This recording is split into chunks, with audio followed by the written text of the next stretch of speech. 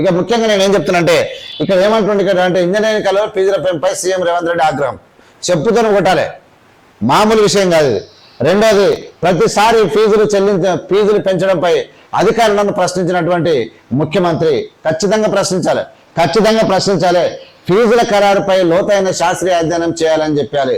ఇది కూడా excellent point. రెండోది, గత ప్రభుత్వం విజిలెన్స్ నివేదిక పైన ఆరా తీసిన సీఎం. ఆ విజిలెన్స్ నివేదికలంతా లుచ్చ దందా ఇంకెవరు చేయలే, ఏం ఉత్త తూపిరిగాలు. ఆ వచ్చిన విజిలెన్స్ ఆఫీసర్లు కూడా బడవాజగాలే. నేను చెప్తా ఉన్నా, నా కాలేజీకి వచ్చిన వాళ్ళు చుట్టుముట్టు వచ్చిన వాళ్ళు ఏం చెక్ చేసినా వాళ్ళకే తెలవాలే. మొత్తం మాకే పని చెప్పిరాళ్ళు, వాళ్ళు ఏం పని చేయలే. టోటల్ పని చెప్పి ఒక లిస్ట్ ఇచ్చి ముందే లిస్ట్ ఇస్తారు, ఆ లిస్టు ప్రకారం చేయాలి. ఫస్ట్ వస్తారు ఇన్స్పెక్షన్ చేస్తారు, ఏం లేవు ఇది లేవు అది లేవు అని రాస్తారు, పైసలు చేతిలో పెడితే పోతారు.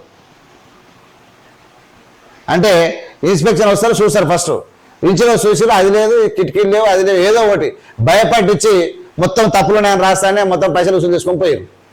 మొత్తం డబ్బుల వసూలదంతా జరిగింది అన్ని కాలేజీలలో.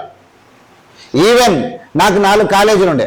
ఇదంతా ఒక మోసపూరితమైనటువంటి విజిలెన్స్ వ్యవస్థ జరిగింది. దానివల్ల కేసీఆర్ ఎందుకు వేసిండో ఒకడొకడు కాలేజీలు ముసరని నేను మ్యాక్సిమం ఇవ్వలేదు. నేను భయపడలే వాళ్ళకి, ఏంటంటే భయపడలేని వాళ్ళ కేరు ఏంది భయ అన్నట్టే మాట్లాడాను నేను.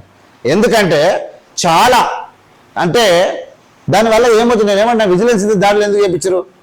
పెద్ద కాలేజీలో పెద్ద ఉంటాయి ఆ బిల్డింగులు, మల్లారెడ్డి, తీలకృష్ణారెడ్డి, మన పల్ల రాజేశ్వర రెడ్డి లాంటి విజ్ఞానం లాంటి దాంట్లో ఏమో చేతులు కట్టుకొని వాళ్ళు పెట్టింది తిని వాళ్ళ సంఖ్య నాకి ఇంత వేసుకొని ఇవి జరిగినాయి. పేదోని బెదిరించారు. ఇప్పుడు మేమేమున్నాయి, నా మామూలు తాలూకా లెవెల్, మండల లెవెల్ కాలేజీలు ఉండే. మండల లెవెల్ కాలేజ్ విజిలెన్స్ చేసి ఏం చేస్తాం మనం? ఆడ ఏముంటాయి? విజిలెన్స్ చేసి కాలేజీల ప్రమాణాలు పెంచడానికి ప్రభుత్వం సాయం చేయాలి. ధనవంతులకు సాయం లేకుండా ఏం లేకుండా ఏమేమో చేశారు. అదొక చెత్త వ్యవహారం కేసీఆర్ పేరులో. దాని దెబ్బకు ఇవాళ 1000 నుంచి 1100 జూనియర్ కాలేజీలు, 1000 డిగ్రీ కాలేజీలు మూతపడ్డాయి తెలంగాణ రాష్ట్రం లోపల. ఎందుకు? నాశనం అయిపోయారు. కాలేజీలు పెట్టిన చాలా మంది అప్పులపాలై రోడ్ల మీద తిరుగుతూ ఉన్నారు. అంత ఘోరమైన పరిస్థితి వచ్చింది. కానీ ఇప్పుడు హైదరాబాద్లో ఉన్న సిటీ కాలేజీలో దందా మామూలు ఘోరంగా లేదు. పరిస్థితి చాలా అధ్వానమైనటువంటి పరిస్థితి ఉంది. అప్పుడు విజిలెన్స్ రిపోర్ట్లలో ఏముంటుంది? లొట్ట పీసు కూడా ఉండదు. నేను చెప్తా ఉన్నా, ఏం దందా ఉండదు అందులో. వాళ్ళు రాసింది మీరు చూడండి, అంతా అవుతుంది. వీళ్ళు ఏది తయారు చేసిస్తారు, కాలేజీ వాళ్ళు పెట్టిరు, సీడీలు పెట్టి మనం తయారు చేయాలి. ఏ గ్రూప్ వైజ్ ఏముంటుంది ఏం కదా మొత్తం వేసి ప్రింట్అవుట్ ఇస్తే సీడీలు వేసి తీసుకుపోయారు అంతే. నేను విట్నెస్ అన్నిటికీ, నేను అందులో ఉన్న విజిలెన్స్ దాడులు అప్పుడు కాబట్టి. రెండోది, ఇవాళ ఆరా తీసినటువంటి సీఎం ప్రైవేటు పాఠశాలల ఫీజు నియంత్రణకు చట్టంపై సీఎం సానుకూలత.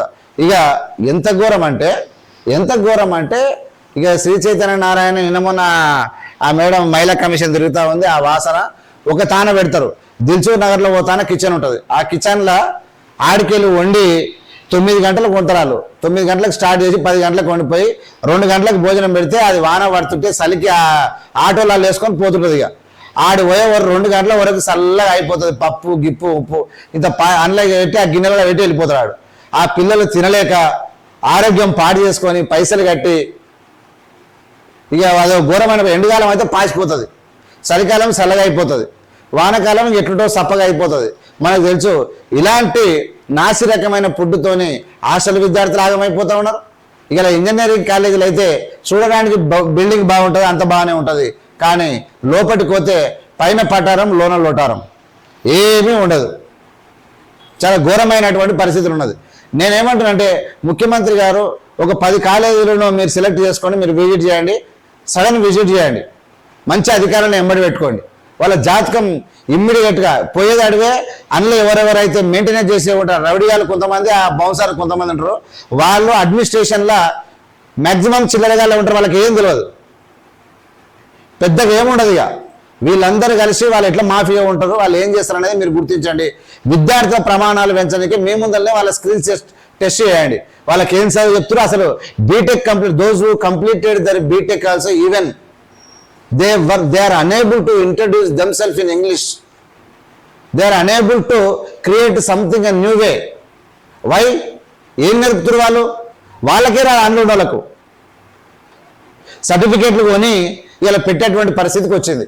చాలా పెద్ద ఎత్తున ఏదో కొన్ని కాలేజీ ప్రమాణాలు మెయింటైన్ చేస్తున్నాయి. మ్యాక్సిమం 90% కాలేజీలు ప్రజల పైసలు రక్తం దాగనికనే ప్రయత్నం చేస్తూ ఉన్నాయి. స్కూళ్ళు కాలేజీలు మెయిన్ ఇంజనీరింగ్ కాలేజీలు స్కూళ్ళు అత్యంత ప్రమాదకరంగా మారినాయి.